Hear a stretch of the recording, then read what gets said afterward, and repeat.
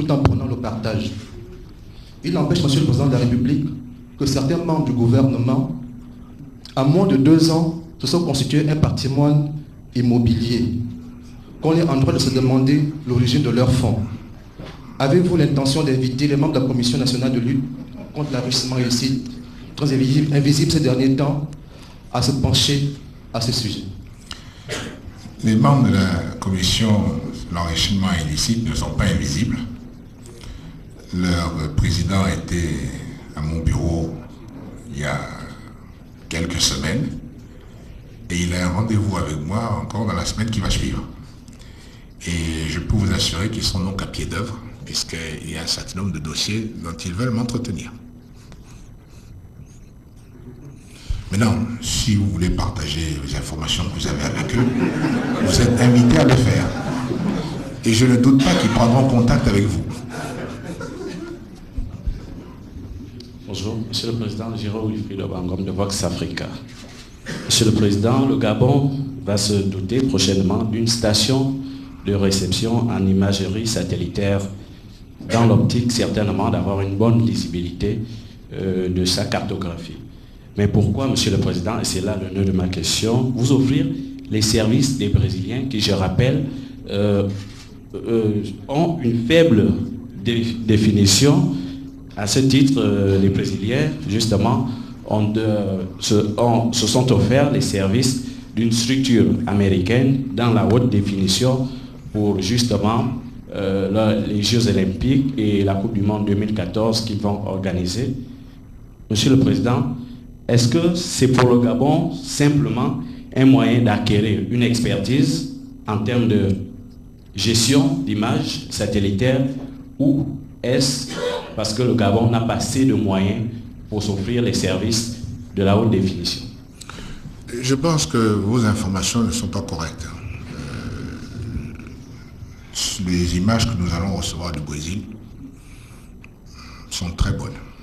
Et d'avoir discuté, vous vous doutez bien que nous avons quand même discuté avec beaucoup de partenaires et nous sommes très satisfaits de cette coopération entre le Brésil, la France et le Gabon.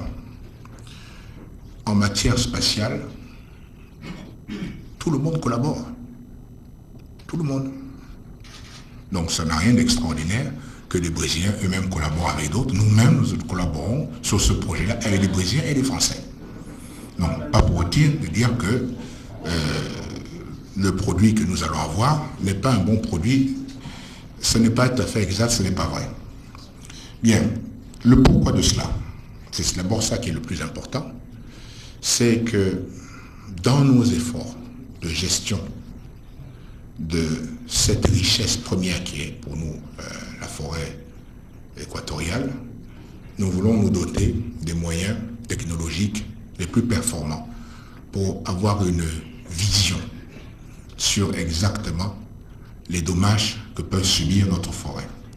Les images que nous allons recevoir d'ailleurs, c'est pour ça que nous sommes aussi engagés à travailler en collaboration, en partenariat avec un certain nombre d'autres pays, vont couvrir un espace beaucoup plus grand que le Gabon et toutes ces images seront réceptionnées à partir du Gabon à disposition pour tous les pays du bassin du Congo.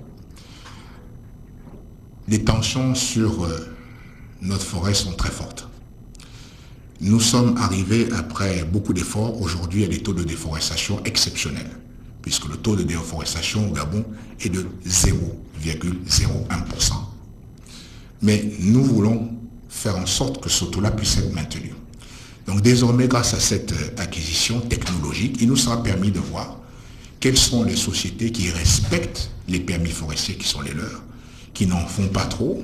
Il nous sera permis de voir tous ceux qui rentrent sur notre territoire pour exploiter illégalement notre forêt. Ainsi, et il sera aussi important pour nous de travailler d'abord, premièrement avec les pays de la Comifac, de pouvoir avoir une politique d'ensemble de préservation, parce que ce qui se passe chez un peut affecter l'autre, ainsi de suite. Donc pour nous, c'est un très bon outil.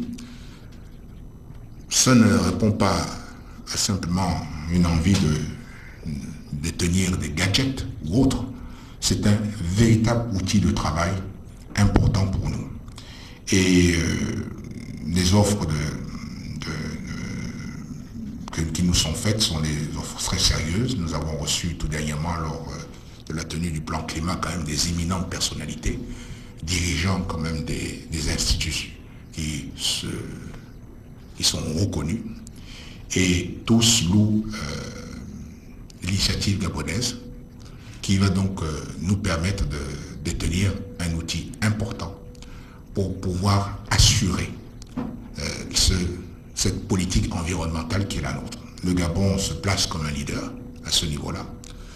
Le Gabon bientôt présentera son plan climat, qui est une œuvre de plusieurs institutions et aussi administrations, et surtout qui nous a permis de mettre ensemble tous les acteurs du développement, aussi bien économique que tous ceux qui sont dans l'environnement, pour déterminer pour le Gabon quelle va être sa politique dans les années à venir, quel va être son taux de réduction des émissions, car nous aussi, à notre niveau, nous polluons, et qu'il faut que, comme les autres, nous nous engagions à réduire toutes ces émissions-là.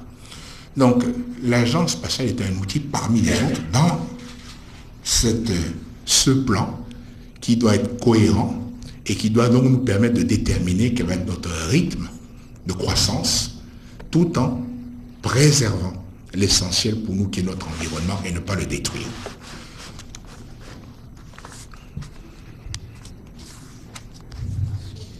Monsieur le Président, je suis Sylvain Gibi de la radio-télévision Nazareth.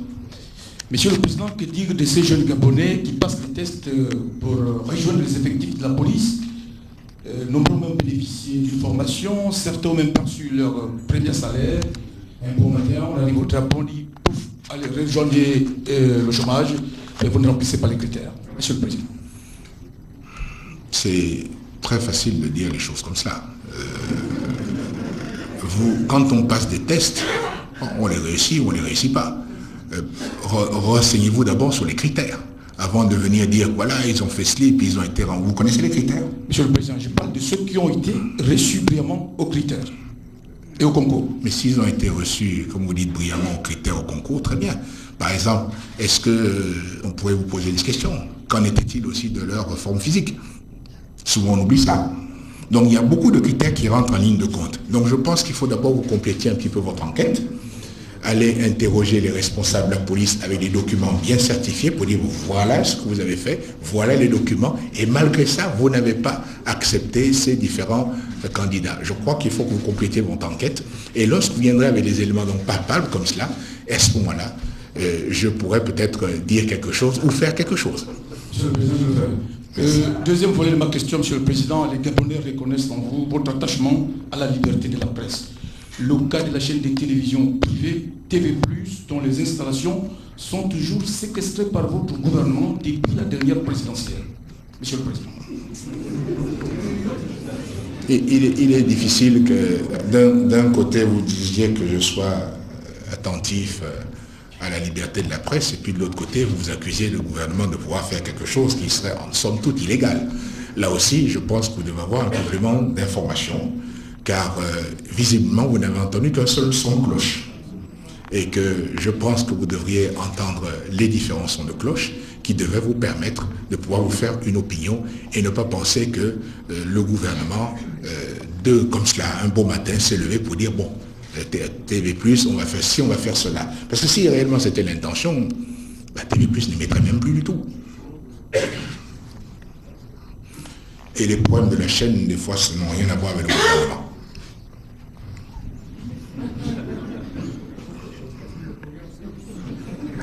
Monsieur le Président, Monsieur Jibril Ouagna, Canal Espoir, l'émission dit de la vérité. Monsieur le Président, merci d'abord pour cette attention particulière portée à la presse.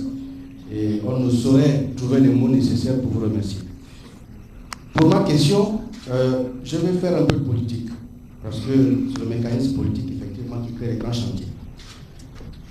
Nous sommes à un mois jour pour jour des élections législatives de 2011, et pour votre part, vous êtes entouré de ce que vous avez qualifié de majorité républicaine pour l'émergence. Aujourd'hui, il n'y a que certains cadres, déjà je vais citer le général Jean-Baptiste Sassiré du CLR, qui commencent à souligner plusieurs aspects concernant effectivement certaines choses que vous vous êtes quittes dans vos accords. Il se plaint effectivement que beaucoup de ces cadres sont, on va le dire, menacés, et que la majorité républicaine pour l'émergence, en allant disperser, serait peut-être, pourquoi pas, affaiblie lorsqu'on sait effectivement les tensions vives qui vont effectivement prévaloir au cours de ces élections.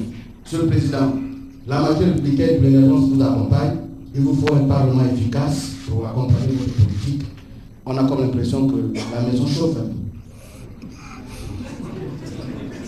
Bon, vous avez utilisé un mot, certains menacés, je n'ai pas très bien compris. Par qui? Et je voudrais d'abord bien comprendre cela. Monsieur le Président, ce sont les propos sortis par M. Jean Benoît Sasselot au cours d'un point de presse. Alors, lui, ce sont les thèmes qu'il a dit. Oui, mais alors, il sort ces propos-là, c'est à moi que vous venez demander de les commenter. Non, mais la première chose, c'est d'abord d'aller demander au général Asselé pourquoi il a d'abord sorti ses propos. Moi, je ne peux pas venir parler à sa place. Donc, lorsque j'en saurai un peu plus, je pourrais peut-être faire un commentaire. De toute façon, ce qui est vrai, c'est de dire que plus on s'approche du scrutin, enfin déjà de la campagne et même du scrutin, plus tous les esprits s'échauffent. Bon, et donc, les déclarations ici et là, bon, c'est de bonne guerre. Vous connaissez, vous, des élections qui sont tenues où il n'y a pas eu de déclarations. Je crois que chacun veut se faire entendre et peut-être que dans la majorité, bon, s'il existe des problèmes, je crois que les différents responsables ont l'habitude de se réunir et de trouver des solutions. Mais dans une situation comme celle-là, c'est vrai que bon, chacun de nous avons d'abord tous tendance à d'abord hisser notre pavillon et penser d'abord à notre pavillon avant le reste. Bon, je mets ça au compte de quelques énervements qu'il peut y avoir avant le scrutin. Mais pour ce que je sais, aucun gros problème majeur au sein de cette majorité, et cette majorité n'est pas au bord de l'éclatement.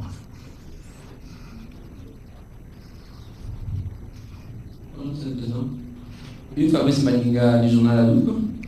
Je vous sais très anglophile. C'est pourquoi je vais ouvrir mon propos par une citation de William Shakespeare qui dit "If you steal my wallet, you just make me trash, but if you steal my dignity, you scramble my life." En d'autres termes, pour le paraphraser, Monsieur le Président, lorsque un citoyen perd sa propriété, celui-ci ne devient qu'une nécessité. Lorsque sa dignité est effacée, il est un sous-homme. Monsieur le Président, avec l'expansion démographique que connaît la zone nord de Libreville, à Ngondje, à Morban, au Kala et autres, dans le sud, à Kournam, dans l'est, Bikele et Sassa, et Montalier, quelle est la vision futuriste du gouvernement en matière d'urbanisation pour que demain, on ne retrouve plus ce visage post-conflit que nous avons aujourd'hui? Pour que demain, c'est vrai, on dit Douralex, c'est l'ex, c'est vrai, la loi est dure, mais c'est la loi. Pour que le gouvernement ne se mette plus à récupérer les terrains qu'auraient viabilisé les populations à leur façon. Je vous remercie. Je crois que c'est là où, de fois, nous arrivons à quelques petits problèmes. Je crois qu'il a été clairement et bien expliqué le pourquoi de ces opérations. Parce qu'en fait, qu'est-ce que nous recherchons? Nous recherchons à ce que les Gabonaises et les Gabonais, ceux qui vivent ici, puissent demain avoir un cadre qui soit beaucoup plus agréable, attractif que celui qu'ils ont aujourd'hui. Et vous ne pouvez pas construire quelque chose si cette chose-là ne répond pas à un certain nombre de règles. Si tout le monde fait du hors-la-loi, vous n'aurez pas de ville. Si les gens s'installent sur des endroits où on doit faire passer des conduites d'eau, si les gens s'installent à certains endroits qui sont insalubres, vous ne pourrez pas. Donc, moi j'ai dit que je voulais faire près de 5000 logements par an. Mais je ne peux pas les faire. Pour un certain nombre de raisons. D'abord, je me suis attaqué à cela. Les problèmes, le parcours du combattant que chaque Gabonais pour avoir un titre foncier, pour avoir telle autorisation ou autre. Ce n'était pas possible. Donc on a réformé.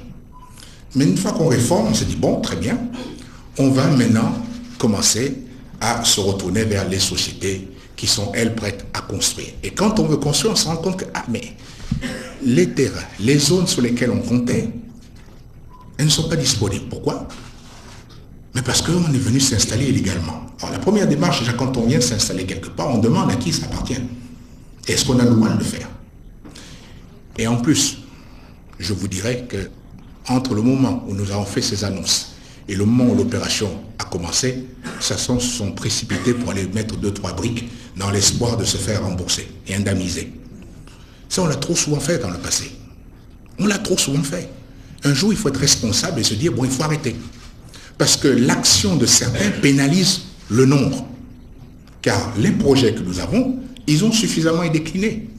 Aujourd'hui, nous sommes en train d'adopter ce que nous appelons le Smart Code et qui va donc régir les questions d'habitat et d'urbanisme sur tout le pays et qui va donc permettre à chacun de pouvoir avoir accès à un logement décent dans un quartier décent où nous allons pouvoir faire en sorte que notre ville réponde réellement à cet aspect que nous voulons lui donner de ville moderne, avec tous les éléments et les commodités.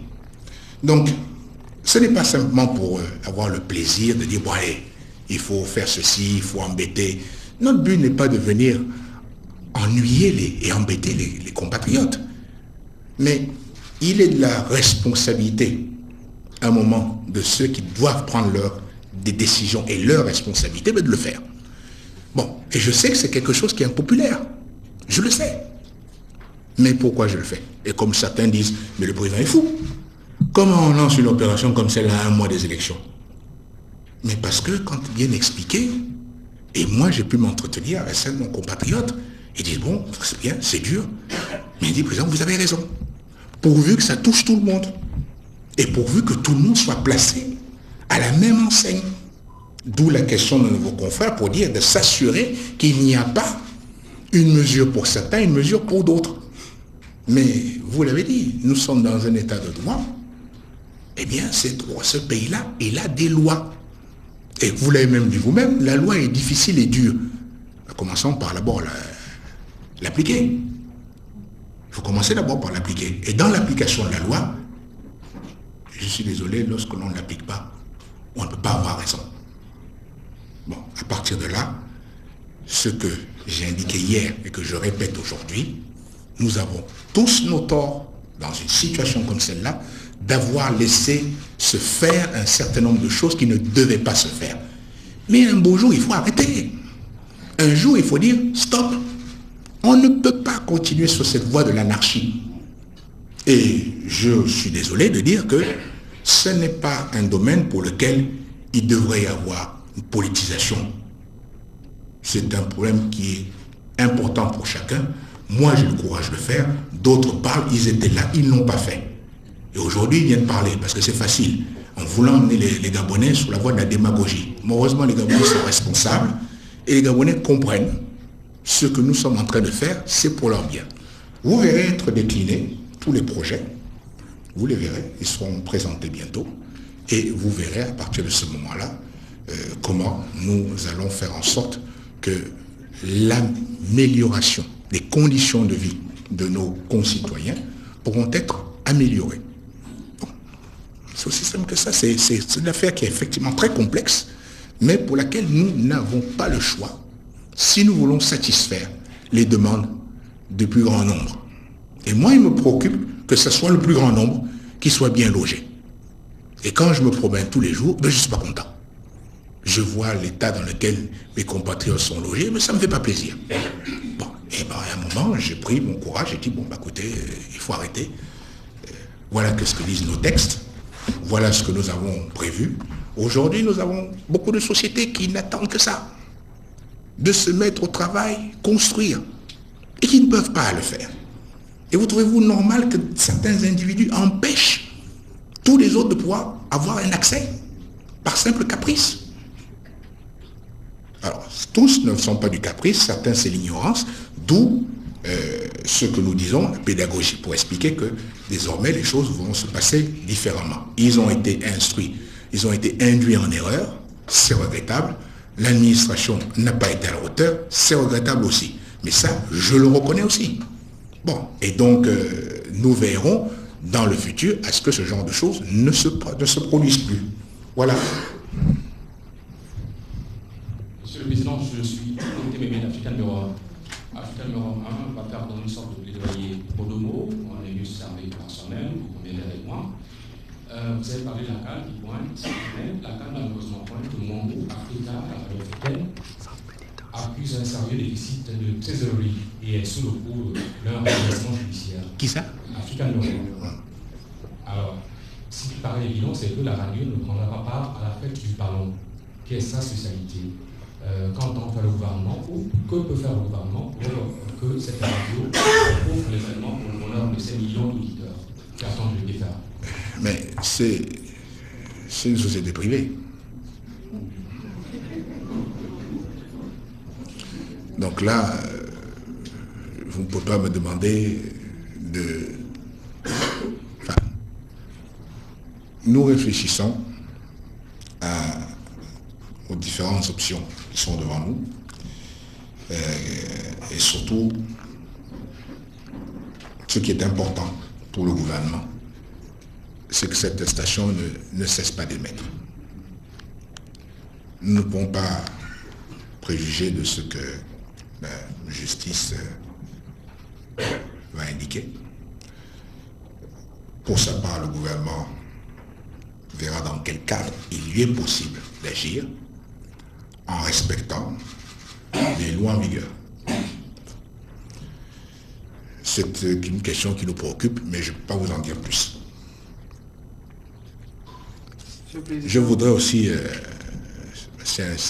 indiquer que dans les projets pour la province de l'Estuaire, j'avais oublié d'indiquer un projet important retenu, qui était donc la construction de la nouvelle prison, qui va donc se faire hors de Libreville, aux alentours des Sassans. Et en fait, en comptant. Et prison qui est prévue pour un peu plus de 1200 places et qui va surtout nous permettre d'assurer un meilleur séjour carcéral pour ceux qui s'y seront invités eux-mêmes. Mais aussi, dans le programme, il est aussi donc prévu, malgré tout, car nous devons nous préoccuper de ces questions-là, ce sont des questions humanitaires, de la réinsertion. On peut avoir fait une erreur dans sa vie, mais pour autant, devoir la payer tout le long de sa vie n'est pas une chose acceptable. Donc nous prévoyons aussi un centre de réinsertion pour un certain nombre de détenus. Mais ce qui est surtout important, c'est que nous voulons arrêter un peu la surpopulation dites sans famille et surtout avoir des zones qui soient plus réservées, notamment aux mineurs, aux femmes et autres. Donc c'est quand même un projet important que le gouvernement a aussi retenu et que nous allons mettre en chantier très rapidement.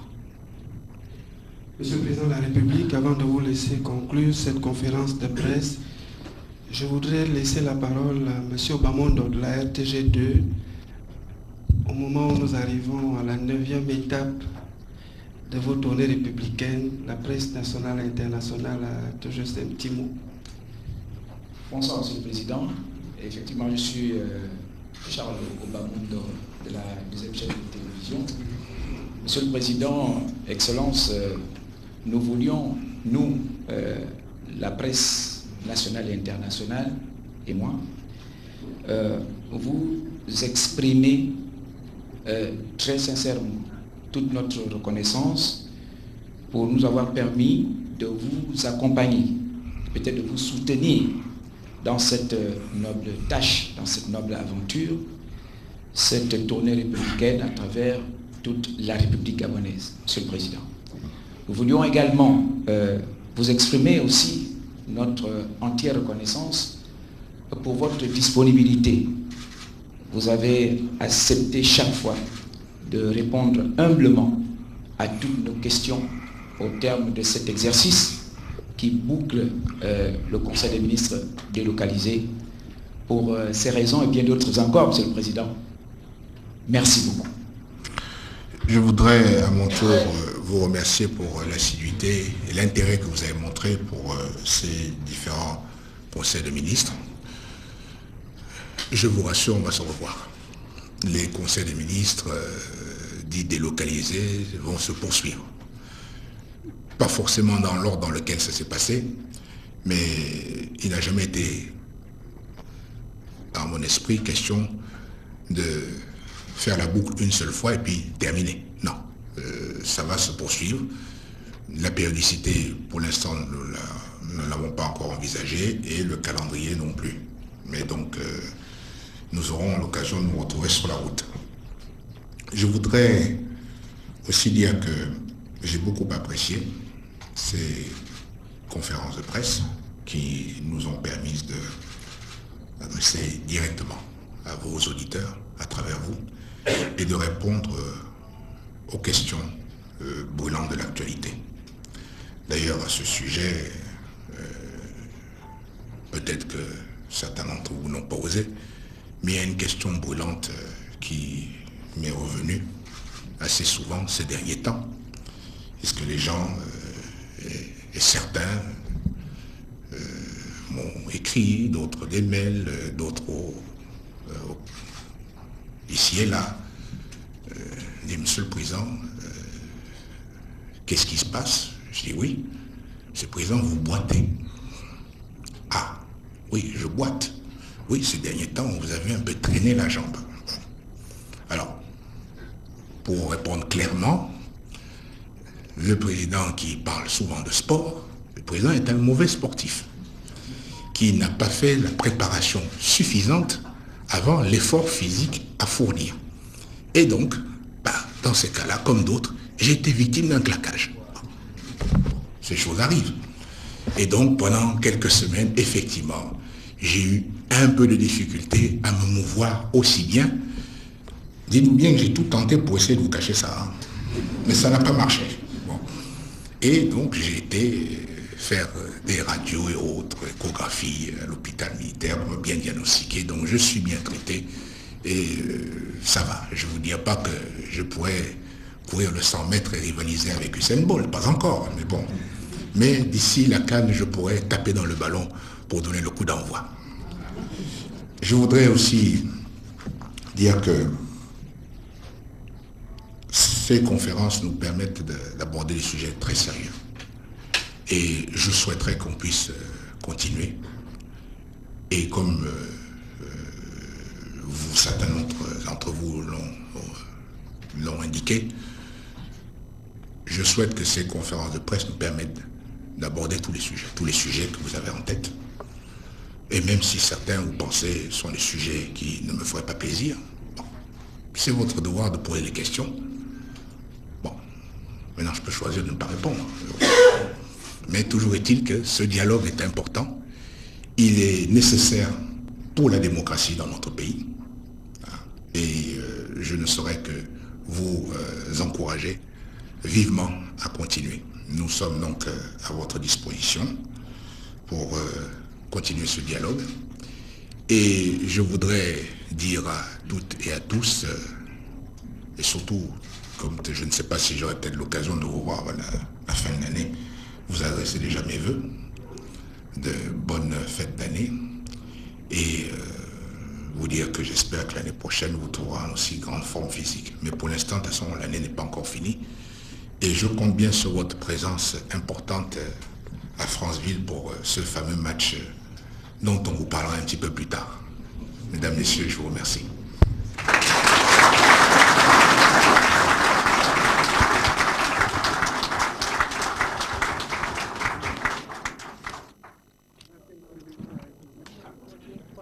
Et voilà, mesdames et messieurs, c'est la fin de cette conférence de presse animé par le président de la République, chef de l'État, son Excellence Ali Bongo Ondimba, ici, dans cette somptueuse salle de presse de la présidence de la République. Il faut dire que cette conférence de presse, la 9e du genre que le président de la République tient au terme de la première phase de conférence de presse de Conseil des ministres délocalisés, et une conférence de presse riche en enseignements. Amélie Blanche, elle vient de boucler la série, la première phase des conseils des ministres délocalisés initiés par Ali Bongo Ondimba. Oui. Dans tous les cas, nous allons revenir sur les grands enseignements de cette tournée entreprise depuis le mois de mars 2010 par le chef de l'État à travers le Gabon profond. Sur la première chaîne, ce soir, nous aurons une émission spéciale bilan au cours de laquelle nous avons invité des personnes ressources avec lesquelles nous allons aborder tous ces sujets. Pour le moment, Patrick Simangoy, en attendant de retrouver nos téléspectateurs ce soir, nous allons devoir sortir et aller faire la photo avec le chef de l'État. Oui, comme à l'accoutumée, c'est la 9e fois que les journalistes se posent pour la postérité avec le chef de l'État, son Excellence Ali Bongo Ondimba. Madame, Monsieur, vous étiez sur la première chaîne de télévision nationale du Gabon, la RTG chaîne 1, qui a accompagné le président de la République tout au long de ces conseils des ministres délocalisés. Et je tiens à rappeler ici qu'en tout et pour tout, la RTG chaîne 1 aura assuré plus de 45 directs sur l'ensemble du territoire national. Et oui, plus de 45 directs avec les moyens qui étaient ceux de la RTG chaîne 1. Amélie, nous allons conclure. Nous rappelons que tous ces 45 directs et plus étaient assurés par toute une équipe technique. Nous tenons à remercier ici le gouvernement gabonais qui nous a aussi accompagnés, le ministre de la Communication qui nous a beaucoup soutenus, tous les ministres qui nous ont soutenus, la direction générale. Patrick Simangoy, nous allons citer nos confrères qui nous ont accompagnés à l'intérieur du Gabon, Yves Mitumba, tout le monde qui était là, Edgar Nzembi-Doukaga, Célestin Nguema-Obam, on n'oublie surtout pas Jean-Éric Nzengi Mangala Bouka qui était avec nous aussi, au mois de mars, tout au long de cette aventure, Amélie. Et bien donc, nous allons remercier David Elamissa, directeur général de la première chaîne de télévision, Pierre Adon pour la supervision technique, Mathieu Koumba qui a supervisé toutes ces conférences de presse et tous ces conseils des ministres délocalisés. Merci à tous et à tous. En tout cas, nous nous retrouverons certainement, le chef de l'État l'a dit, au cours de la deuxième phase des conseils des ministres délocalisés. A très bientôt, restez en compagnie de la télévision gabonaise.